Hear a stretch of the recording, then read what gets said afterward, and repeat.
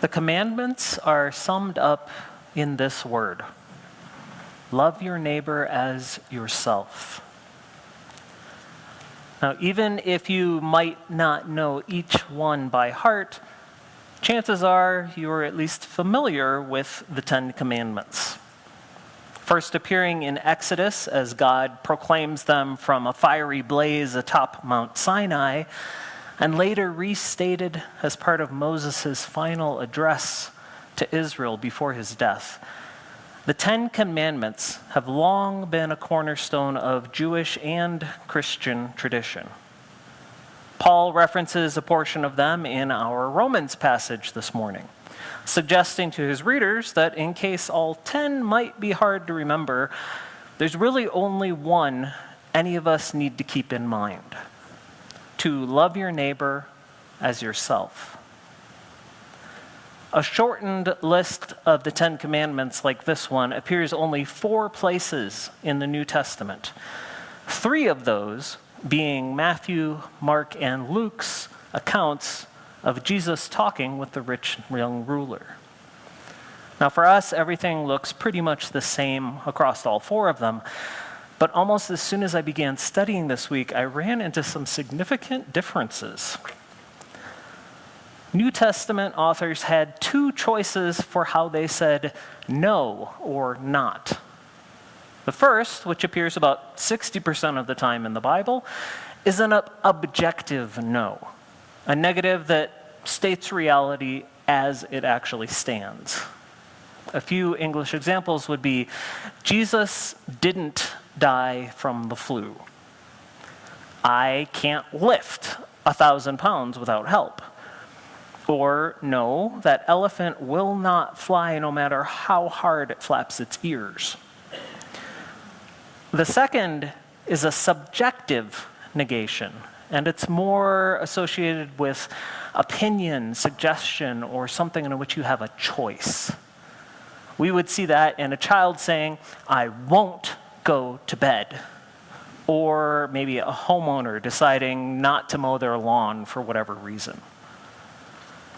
Bible translations generally don't make much of a distinction between these forms, and most of the time that isn't a major issue. But every once in a while, knowing your no can help us pick up on subtle implications we might otherwise miss. For example, in our rendering of the Beatitudes, Jesus says, "If you do not forgive others, neither will your Father forgive your trespasses." Sounds pretty basic. If you don't, they won't.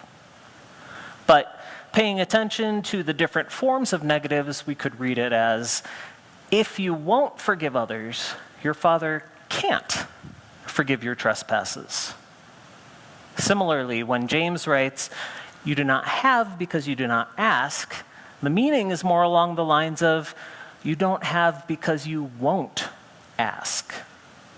Or when John says those who do not love a brother or a sister cannot love God, he's actually saying those who won't love a brother or sister cannot, or simply do not, love God.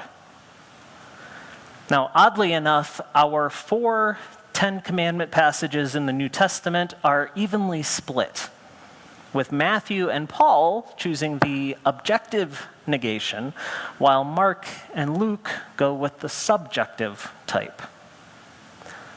Another challenge in our list is the verb tense. Mark and Luke use a tense that keeps consistent with their choice of no, making their list say, you shouldn't murder, you shouldn't steal, and the like. However, Matthew and Paul choose a future tense, which leads to an additional quandary. In present tense, commands are quite clear, combining an objective negative with an imperative verb, such as, do not sit down. But first century Greek doesn't have a future imperative tense, which allows us 2 options when we translate into English.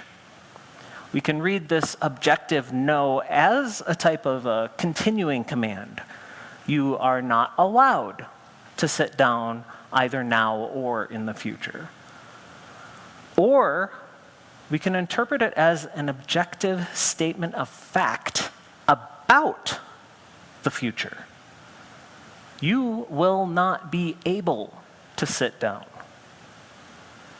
Now that brings quite a hiccup into Paul's quotation. Because we know his source material, we can say that he's most likely listing commands. Do not commit adultery, murder, steal, etc. Instructions that apply both to the present and the future. However, there's an equally valid alternative when reading the exact same list. One which transforms a list of demands into promises.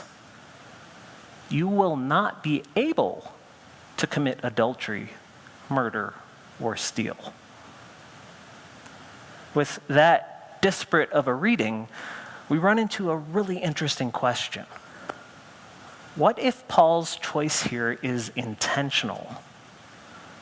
What if he purposely avoided the shouldn't structure, intentionally using this future negation so that his readers would hear not only a list of quoted commands, but also statements regarding coming realities?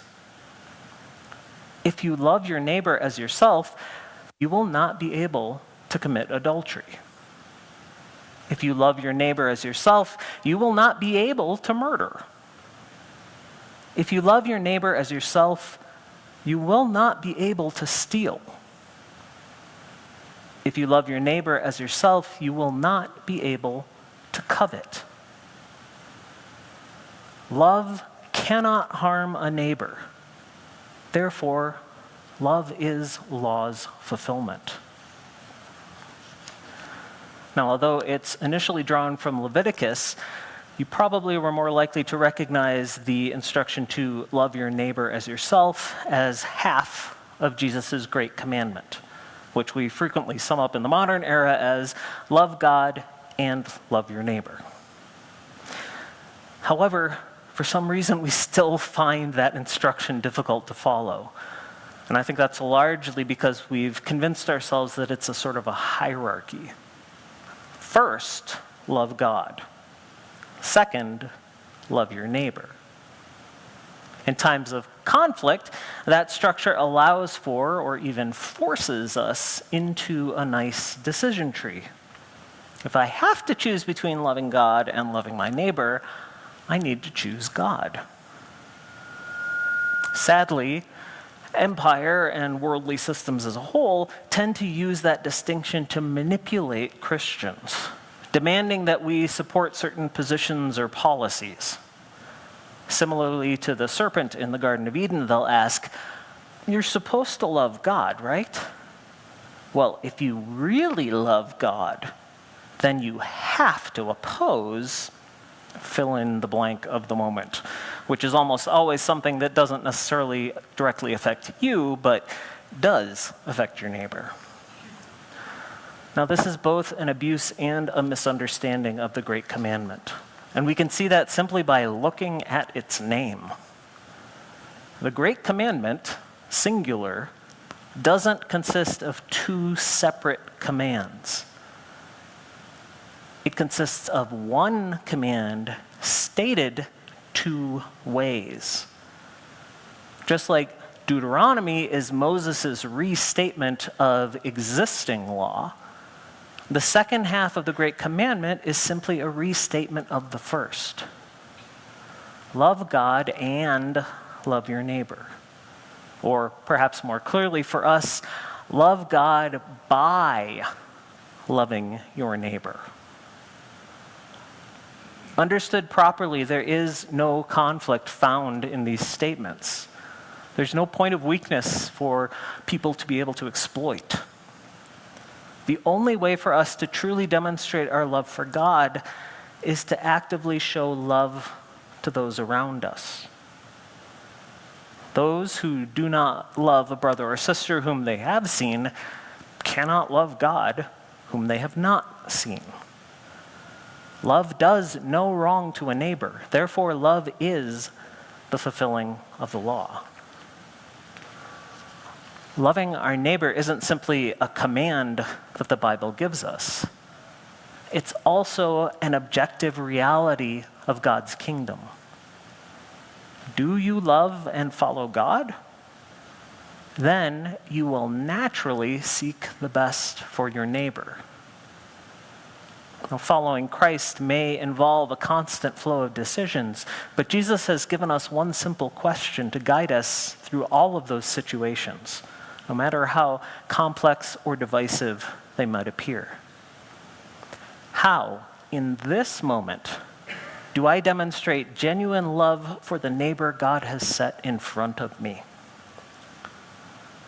The commandments, all of them, are summed up in this word. Love your neighbor as yourself. Amen.